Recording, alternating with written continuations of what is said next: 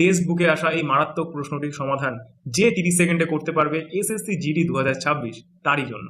চলো দেখে নেওয়া যাক কি বলেছে। একজন দোকানদার 18% ছাড় দিয়ে তার পণ্য বিক্রি করে, তবুও 30% মুনাফা অর্জন করে। যদি সে চিহ্নিত মূল্যের ওপর 12% ছাড় দিয়ে তার পণ্য বিক্রি করে, তাহলে তার লাভের শতাংশ কত হবে?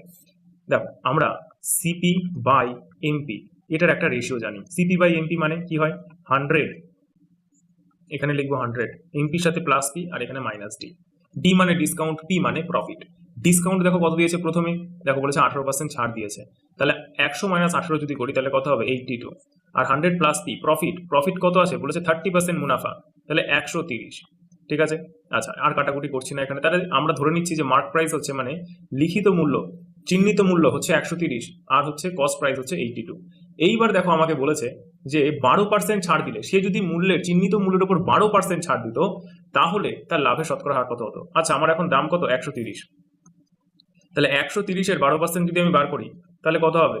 12 ইন্টু 13, 12 ইন্টু 13 যদি করি, 12 ইন্টু 13, 3 12 36, আর হচ্ছে এখানে 12 6 5 1, তাহলে 12% যদি আমি এটার বার করি তাহলে কি 15.6 হবে। ঠিক আছে, তাহলে আমি যদি 15.6 যদি 130-এর থেকে বাদ দিই, 130-এর থেকে 15 বাদ দিলে 15, আর 0.46 বাদ দিলে তাহলে 14.4। 30% ছাড়ে আমার বিক্রয় মূল্য হয়ে গেল এটা।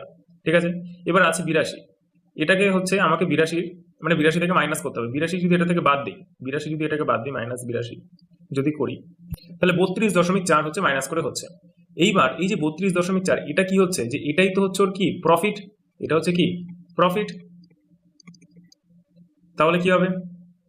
32.4 ভাগ হচ্ছে আমার কত? 82। এটা যদি করি, দেখো আমি যদি 82-কে এটা যদি 40% বার করি, 40% যদি বার করি তাহলে কি 4 দুগুণে 8 আর 4 32, তাহলে দেখো 40%-এর থেকে হালকা একটুখানি কম হচ্ছে এটা। তার মানে অ্যান্সারটা কি হবে? 40% থেকে হালকা কম এইটা 39.51, এটাই হচ্ছে আমাদের অ্যান্সার।